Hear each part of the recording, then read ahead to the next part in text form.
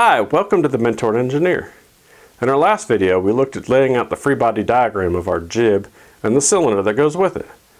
In this episode, I want to show you how to calculate the two angles, theta and delta, as well as calculating the moment arm based on the cylinder length.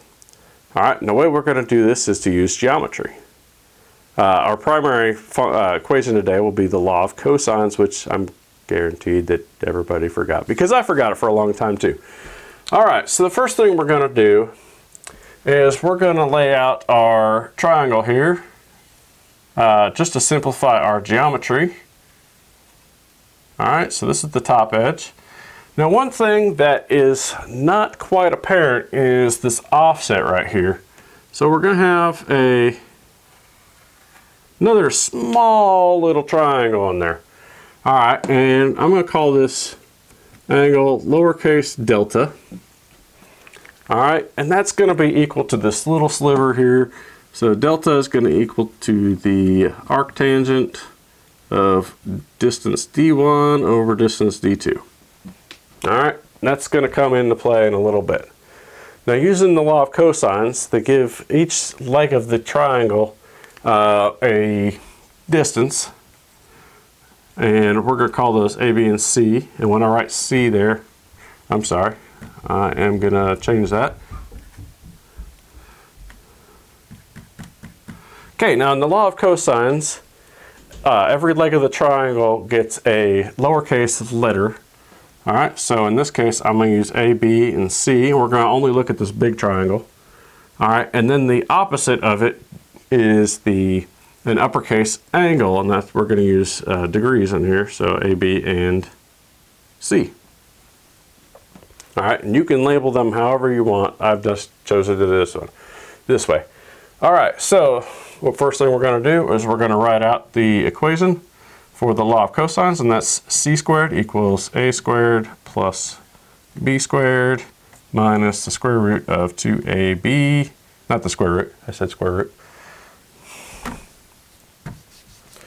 Alright, so the law of cosines is c squared equals a squared plus b squared minus 2ab times the cosine of c. Alright, now if you notice something about the law of cosines, if c is a 90-degree angle, this whole term goes away and you're left with the Pythagorean theorem, which we use for a whole bunch of stuff. Alright. So next thing we need to do is specify some stuff. Okay, so C here is equal to our distance d3. All right, A is equal to the length of the cylinder. All right, that's our main variable that we're going to change. So the length of the cylinder can be, 30 inches or it could be 60 inches. All right, the next one is B.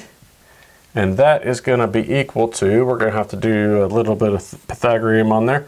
It's d1 squared plus d2 squared. The square root of that. All right, and our dimension C is going to be this inside dimension of the triangle, but we actually want to know this dimension for delta.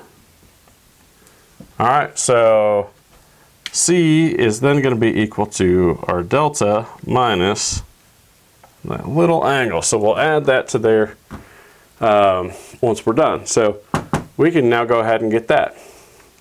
So the next thing we want to do is get the moment arm of our cylinder. And that's basically the perpendicular distance between the cylinder length and the pivot point. And I'll write that in there as moment arm.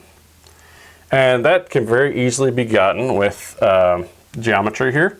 We know this length B and we know that angle. So moment arm is simply equal to our length B times the cosine of angle C. Notice we're not using delta here because of the small delta offset. Alright, so that was pretty easy. Now the last thing we need is to find out what this angle is here to horizontal, and we know that this line is vertical, so it's pretty much angle A, and then we're going to add in delta. All right, so our equation there is going to be theta equals the angle A plus delta.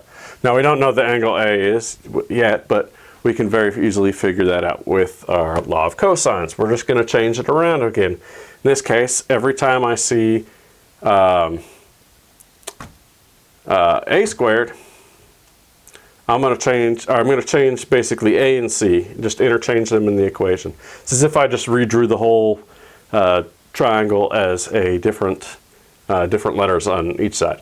Okay, so very simply, it's going to be A squared equals C squared plus B squared minus 2CB times the cosine of A. All right, and all we did was just flip A and C around in the equation.